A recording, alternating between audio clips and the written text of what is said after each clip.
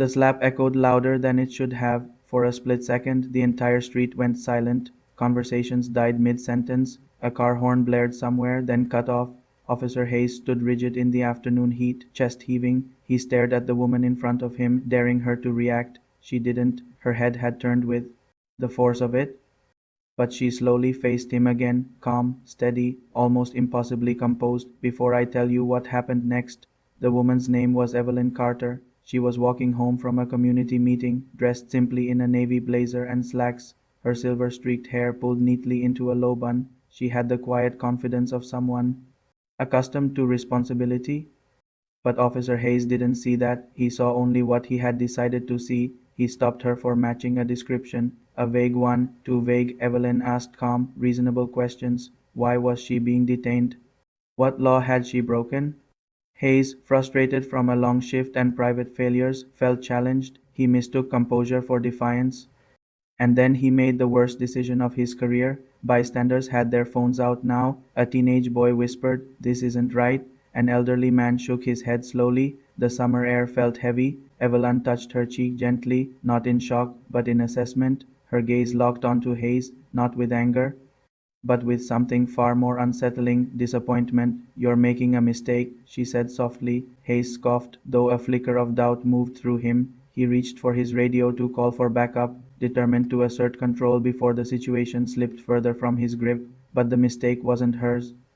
Two patrol cars pulled up within minutes, tires crunching against gravel. Officers stepped out briskly, and then one of them froze. "Ma'am," the senior sergeant breathed, eyes widening. Hayes frowned. "What's going on?" The sergeant swallowed hard. "Officer Hayes." "This is Chief Carter." The words didn't register at first.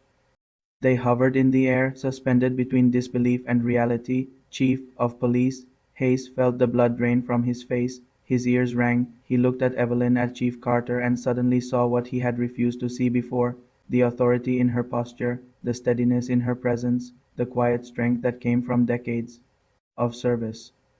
Evelyn Carter had been appointed chief just 3 months earlier, a reform-minded leader brought in to rebuild trust. She had insisted on walking the streets herself, speaking to residents without an entourage, believing leadership meant visibility. She had never mentioned her title, not once, because she wanted to see how her officers treated people when they thought no one important was watching, and now she had her answer. Hayes opened his mouth, but no words came out. Apologies crowded his throat, but pride held them back for one humiliating second too long.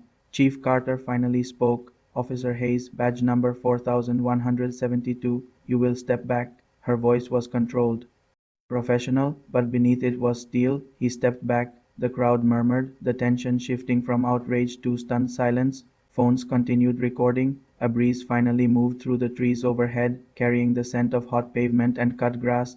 Hayes felt exposed, not just as an officer but as a man he had always believed. He was firm, decisive. He told himself he treated everyone the same, yet here he stood, confronted with the undeniable truth of his own bias. Chief Carter studied him for a long moment. She wasn't thinking about revenge. She was thinking about responsibility. She remembered her first days in uniform decades ago, the skepticism she endured, the whispers, the constant need to prove she belonged. She had promised herself that if she ever led a department, she would build one rooted in dignity. Now she faced a test. "Why did you stop me?" she asked quietly. Hayes hesitated. The real answer hovered in the space between them, uncomfortable and raw. He could lie, he could double down, or he could face it. "I thought you looked suspicious," he muttered weakly. "In what way?"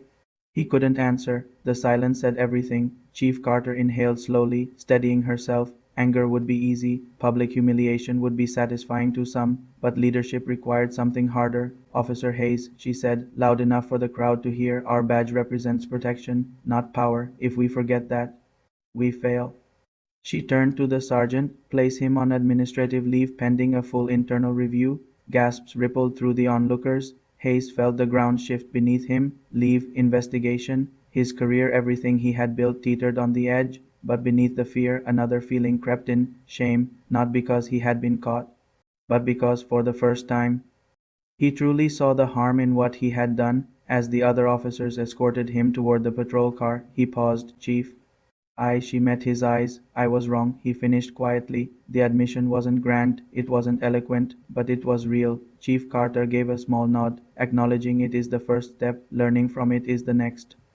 The crowd slowly dispersed, their energy shifting from outrage to reflection. Some offered the chief quiet words of support, others simply watched her with newfound respect. Later that evening, alone in her office, Chief Carter sat by the window, overlooking the city skyline. The sun dipped low, casting gold across the buildings. She touched her cheek again, it still stung faintly.